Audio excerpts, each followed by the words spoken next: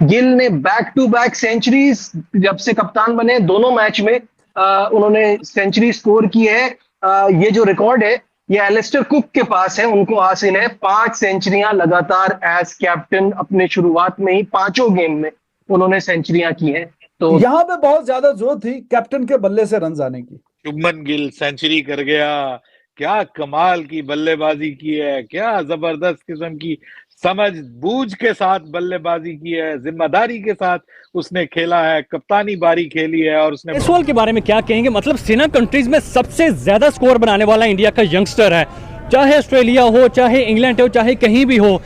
Stark जैसे bowler को कहता है कि भाई बॉल कमिंग स्लो, और अगर इंग्लैंड में गया तो वहां पे पहले सेंचुरी लगा दिया, फिर 87 स्कोर लगा दिया। मतलब कि आने वाले वक्त में क्या तेंदुलकर या फिर इससे बड़ा प्लेयर बन सकते हैं कि यहाँ पर नहीं बन सकते? ये सेंचुरी शुभमन गिल की इसलिए ज्यादा बड़ी सेंचुरी है क्योंकि इस सेंचुरी में ज्यादा बेहतर गेम अवेयरनेस दिखाई गई, ज्यादा बेहतर मैच्योरिटी दिखाई गई। भाई जायसवाल से कोई क्रेडिट नहीं लेते हुए इंग्लैंड ने बहुत गंदी बॉलिंग कराई। ऐसा लग रहा है उनका भी दिल चाह रहा था जायसवाल की बैटिंग देखने का, उसको किसी तरह से कहीं चैलेंज नहीं किया था। वो जब रन उसके बन रहे थे ना, देखो उन्होंने प्लान करा था कि उसको ऑप्शन के बाहर ना हम चौके खाते हैं और स्लिप में आउट करा देते हैं, लेकिन वो बहुत अच्छा प्लेयर है यार। 5 सेंचुरी है, 11वीं उसकी मिस सेंचुरी है और मतलब फैब 4 के लिए तैयार है वो। अरे अभी आए हुए टाइम ही कितना हुआ है, 53 की एवरेज है। That is fantastic.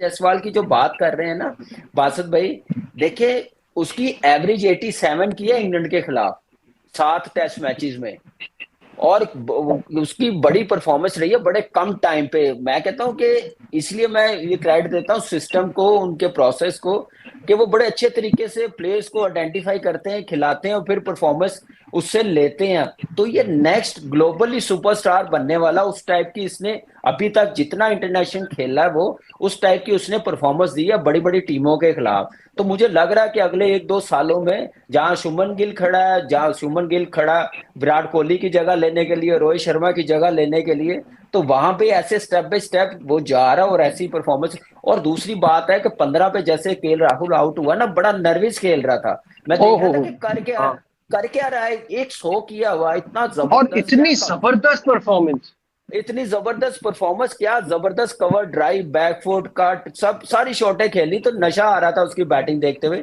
लेकिन आज जैसे वो खेल रहा था उसको बिल्कुल समझ नहीं आ रही थी मैं क्या खेल रहा हूँ। उसने 3-4 लूज बॉल छोड़े जो बड़ा इजीली बाउंड्री लगा सकता था, लेकिन बाद में आके जैसे करुण नायर ने 80 रन की पार्टनरशिप लगाई है, वहां से मेरे ख्याल से इनकी बेस अच्छी बनी है। इन्होंने एक बैट्समैन कम खिलाया, वो रिकवर किया उस पार्टनरशिप ने, जो बाकी आने वाले, और गिल ने तो कमाल ही कर दिया जैसे उसने बैटिंग की है। लेकिन जायसवाल बहुत जबरदस्त बड़ी पॉजिटिव बैटिंग की है। उसने बताया कि मैंने पिछले मैच में 100 किया है, तो अगले मैच में मैं आया तो उसी इंटेंट उसी अप्रोच के साथ खेल रहा हूं मैं। क्या कमाल की बल्लेबाजी की है, क्या जबरदस्त किस्म की समझ बूझ के साथ बल्लेबाजी की है, जिम्मेदारी के साथ उसने खेला है, कप्तानी बारी खेली है और उसने बताया है कि वो कप्तान क्यों है, वो क्यों कप्तान है और क्यों वो कप्तान बनने के लायक था और उसको बनाया गया, और आज उसने उसको प्रूव किया है, बहुत बड़ा पॉइंट प्रूव किया है। देखिए यहाँ पे आके जिस जिस तरीके से बल्लेबाजी की है इंडियन बल्लेबाजों ने, इवन पिछले टेस्ट मैच में भी, मैं मानता हूं कि इंडिया टेस्ट मैच हारा, लेकिन वो टेस्ट मैच बल्लेबाजों की वजह से नहीं हारा, वो टेस्ट मैच इंडिया अपनी बॉलिंग की वजह से हारा है। और इस टेस्ट मैच में भी उस्मान, अगर मैं बात करूं तो जो सबसे बड़ा मुझे इस वक्त खतरा नजर आ रहा है इंडिया के हिसाब से, वो इंडिया की बॉलिंग है, नॉट बैटिंग। बैटिंग में आज देखिए कि भाई मेरे लिए तो इससे बढ़कर और कुछ नहीं हो सकता कि मेरे 2 फेवरेट प्लेयर्स जो हैं वो दोनों ने आज परफॉर्म किया है। जायसवाल ने जो स्टार्ट किया है और जिस तरह से उसने खूबसूरत बल्लेबाजी की, जैसे उसने चौके लगाए, वो कमाल के थे और बहुत अच्छी वो इनिंग्स खेल के गया, एक फियरलेस इनिंग्स खेल के गया। और फिर वहां पे आके जब ऊपर नीचे विकेटें गिरी हैं तो भाई फिर आपके शुभमन गिल ने, फाजल का के शुभमन गिल ने जो बारी खेली है, वो मैं समझता हूं कि it has saved the day for India. ये उसकी जो बारी है, बल्लेबाजी है, मैं कहता हूं कि उसने खुश कर दिया भाई, दिल खुश कर दिया। ये सेंचुरी शुभमन गिल की इसलिए ज्यादा बड़ी सेंचुरी है क्योंकि इस सेंचुरी में ज्यादा बेहतर गेम अवेयरनेस दिखाई गई, ज्यादा बेहतर मैच्योरिटी दिखाई गई, रन्स करने का तरीका ज्यादा बेहतरीन था। जब आपने देखा कि क्रिस वोक्स का बॉल हिल रहा है, मूव हो रहा है, आपने उसको क्रीज से बाहर जाके बैटिंग की ताकि आप उसका जो बॉल की मूवमेंट है, लेट स्विंग है या सीम है, वो आप किल कर सकें और आप उसको उसकी पोटेंशियल पे खेलें, लेकिन आपके पास भी एक प्लान हो। और वेयर जब जॉश टंग आया, जॉश टंग को अंदर जाके उसने क्रीज बॉक्स में खेला, विकेटों से चिपक के खेला, इसलिए खेला क्योंकि वो हार्ड लेंथ को हिट कर रहा था, उसको पुल करना था। उसको पता था कि एक मैकेनिक्स दोनों मुख्तलिफ बॉलरों के ऊपर काम नहीं आ सकते। हालांकि बहुत छोटी सी ऑब्जर्वेशन है ये, लेकिन आपको ये 114 रन की जो आज आपको ये एक इंडिविजुअल नॉक दिखी है जिसने इंडिया को इस गेम में अहेड रखा है पहले दिन। क्योंकि अगर आप पहला सेशन देखें बराबर हुआ, दूसरे सेशन में गिरी तो एक विकेट, लेकिन रन्स भी कोई इतनी तेज तादाद में नहीं है। सेशन खत्म होते ही ऋषभ पंत का इंपॉर्टेंट विकेट गिर गया।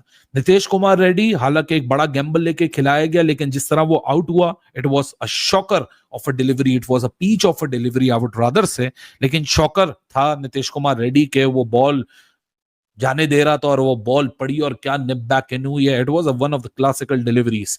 लेकिन हकीकत बात इतनी है कि दूसरे एंड पे रविंद्र जडेजा को भी आज क्रेडिट देना पड़ेगा, क्योंकि मैंने तो जाती तौर पे पिछले टेस्ट मैच में रविंद्र जडेजा को बहुत रगड़ा है। दोनों इनिंग्स के कोलैप्स में जो इनिशिएटिव उसने नहीं दिखाया, लेकिन आज एक्सपीरियंस की मार जरूरी थी इंग्लैंड को मारना। और रविंद्र जडेजा, ऑल दो रन्स आपको कोई ऐसे नहीं दिख रहे रविंद्र जडेजा के नहीं जी 41 रन्स हैं 67 डिलीवरीज में। रविंद्र जडेजा ने जो आज नॉक खेली है, उसने शुभमन गिल को दूसरे एंड पे एम्पलीफाई किया और एक कंफर्ट पोजीशन में लाके रखा, एक कुशन दिया। यहाँ पे बहुत ज्यादा जरूरत थी कैप्टन के बल्ले से रन आने की। और मैंने आपसे एक बात कही थी शायद पिछली वीडियो में कि they are a few batsmen, जैसे वो कप्तान बनते हैं उनकी बैटिंग में पर्सनल जो परफॉर्मेंस होती है उसमें निखार आ जाता है, और कुछ ऐसे होते हैं कि जो उस प्रेशर में दब से जाते हैं। लेकिन यहाँ पे जो दिख रहा है वो ये दिख रहा है कि शुभमान गिल, इसकी परफॉर्मेंस में निखार आ रहा है। पिछले मैच में भी अपने पहले ही मैच में 100 बनाया था, और आज एज अ कैप्टन ऑब्वियसली, और एज अ कैप्टन अभी जो दूसरा मैच है उसमें भी 100 बनाया, और तब बनाया जब टीम को जरूरत है। ये वाले रन्स बहुत मैटर करते हैं। तो एट द मोमेंट तो ऐसे ही लग रहा है कि भाई कप्तानी के जो प्रेशर होता है उसमें बहुत ज्यादा प्रेशर नहीं ले रहा और बहुत बेहतरीन परफॉर्म कर रहा। It's good for him, it's good for India. देखिए, जो इस सीरीज से पहले 35 की एवरेज थी गिल की, वो इसके टैलेंट के साथ जस्टिस नहीं कर पा रही थी, इंसाफ नहीं कर पा रही थी। He is very talented batsman. तो 35 की एवरेज जाहिर है कि मीडियोकर किस्म के, एवरेज किस्म के बैट्समैन की एवरेज होती है 35 के आसपास की। तो अब शायद कि वो टाइम आ गया कि ओवरऑल एवरेज को अपनी भी ऊपर करेगा और टीम इंडिया के लिए मजीद रन करेगा। ओवर 45, क्लोज टू 50 अगर एवरेज हो जाए तो बहुत अच्छी शानदार बात है, and he can do it. इसमें कोई बहुत हैरानगी की बात नहीं होगी कि अगर ये इसी तरह ही रन करता रहा तो ज्यादा लंबी बात नहीं है। At the end of this series आप देखेंगे कि एवरेज इसकी बियॉन्ड 40 चली जाएगी और जा सकती है। He has all the potential in the world, no doubt about it. तो एक ही सीरीज में अपनी जो एवरेज है उसको उठा के, इसमें है ये पूरा टैलेंट के ये आगे ले जाए और 40 के पार ले जाए। अभी मेरे ख्याल में पिछले मैच में जब बैटिंग करने के लिए आया था पहला बॉल खेलने से पहले, तो तब 35 से नीचे की थी, और अभी जो एवरेज है आज जब बैटिंग करने आया तो 36.5 की हो चुकी थी। तो मजीद उसमें ऑब्वियसली इजाफा होगा, and as I just mention कि अभी 36.5 की एवरेज है, ये वाला 100 भी बीच में ऐड होगा और भी आगे रन करेगा। तो at the end of this series average जो इसकी जाती है वो 40 के ऊपर होनी चाहिए। 3 चेंजेस इंडियन टीम के अंदर एकदम से एक मैच हारने के बाद 3 चेंजेस होना, ये बहुत रेयर चीज होती है। ये तो इंडिया ने खुद शो करवा दिया कि जैसे वो डर गए हैं। बट जिस तरीके से आज परफॉर्मेंस दिखाई है गिल ने, जायसवाल तो खेला ही खेला। जायसवाल का मैं रिकॉर्ड देख रहा था इंग्लैंड के अगेंस्ट, 4 वो उसने जिसको कहते हैं ना वो कर दिए, 50 कर दिए, 3 वो 100 मार चुका, जिसमें 2 उसके 200 है। उसको इंग्लैंड पसंद ही बड़ा है, वो इंग्लैंड के अगेंस्ट रन ही बड़े करता है। आज फिर 87 कर गया, सेंचुरी अपनी मिस कर गया, जो कि उसके रिकॉर्ड में बूढ़े स्कोर, बड़ा अच्छा स्ट्राइक रेट, बड़ा अच्छा। लेकिन आप यहाँ पे तारीफ बनती है शुभमन गिल की। वो इसलिए क्योंकि गिल ने जो इनिंग्स खेली है ना वो बड़ी शानदार किस्म की खेल के किया है, क्योंकि गिल जिस पोजीशन पे था आपने देखा वो स्लो हो गया हुआ था, रोक रहा था इनिंग्स को। क्यों रोक रहा था? क्योंकि विकेट गिर सकती थी। अभी भी आपने देखा होगा 2 ओवर में 2 विकेट चलेगी, फिर वो विकेट लेके चला गया नीतीश कुमार रेड्डी की, एकदम से इसको कहते हैं ना विकेट निकल गई, लग रहा था कि इंडिया दोबारा से कोलैप्स कर जाएगा। बट रविंद्र जडेजा और शुभमन गिल ने जिस तरीके की पार्टनरशिप लगाई है, एकदम से टीम को सहारा दिया और अभी भी 309 5 विकेट के नुकसान पे डे 1। मेरी नजर के अंदर अगर आप एक दिन में 300 मार रहे हो टेस्ट के अंदर तो बुरा नहीं है, अच्छा ही है। और अभी आपकी 5 विकेट आपके हाथ के अंदर है, जिसमें से टेल या ज्यादातर, लेकिन फिर भी आप रोड होके भी 360-70 आराम से कर सकते हो। और तो जैसा कि आप लोग वीडियो में देखे होंगे कि बताओ कैप्टन सुमन गिल की सेंचुरी देखकर पाकिस्तानी मीडिया हैरान हुई पड़ी है, क्योंकि दोस्तों यशस्वी जायसवाल सुमन गिल ने इंग्लैंड की बॉलरों को भरता बनाया। वही इंग्लैंड की टीम है जो फर्स्ट टेस्ट मैच जीतने के बाद बड़े ही उछल रहे थे कि सेकेंड टेस्ट मैच में हम भारत को बड़े ही आसानी से हराएंगे। जिस सिचुएशन में भारत की टीम पहले टेस्ट मैच में नज़र आ रही थी दोस्तों, यहाँ पर से बड़े रन तो भारत की टीम पहले भी टेस्ट मैच में की थी, लेकिन दोस्तों वहाँ पर से भारतीय टीम की तरफ से 3 बड़े खिलाड़ी के सेंचुरी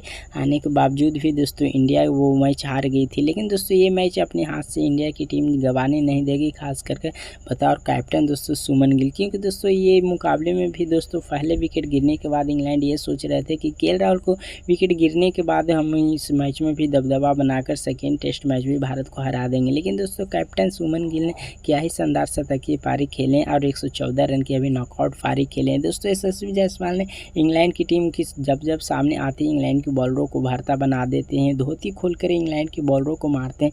आप लोगों को पता होगा कि दोस्तों इंडिया के अंदर भी इंग्लैंड की बॉलरों को दोस्तों बेसबॉल की तरह यहाँ पर जायसवाल खिलाते थे, और दोस्तों इंग्लैंड में गए तो उनके घर में घुसकर भी यशस्वी जायसवाल अच्छी खासी धुलाई कर लें। पहले तो यशस्वी जायसवाल ने 87 रन की पारी खेले, उसके बाद कैप्टन सुमन गिल की अच्छी खासी शानदार पारी देखने को मिला। उसके बाद दोस्तों आप लोगों को पता होगा कि बची खुची जो यशस्वी जायसवाल की आउट होने के बाद दोस्तों बची हुई कसर दोस्तों रविंद्र जडेजा ने निकाल दी, जो दोस्तों पहले मैच में फॉलोअप हुए थे। रविंद्र जडेजा वही ने 41 रन की अभी नबाद पारी, और सुमन गिल बतौर कैप्टन अभी बचे हुए हैं। और दोस्तों ऐसा लग रहा है कि अभी दोस्तों यहाँ पर से एक दिन का खेल समाप्त हुआ, जिसमें यहाँ पर टीम इंडिया ने 310 रन बना चुकी है 5 विकेट के नुकसान पर। और ऐसा लग रहा है कि पाकिस्तानियों के लिए दोस्तों यहाँ पर संजब भी होने वाली बात ही है, क्योंकि दोस्तों ये सेकेंड टेस्ट मैच भारत की टीम गंवाने नहीं देगी, जिस फॉर्म से कप्तान सुमन गिल नज़र आ रहे हैं।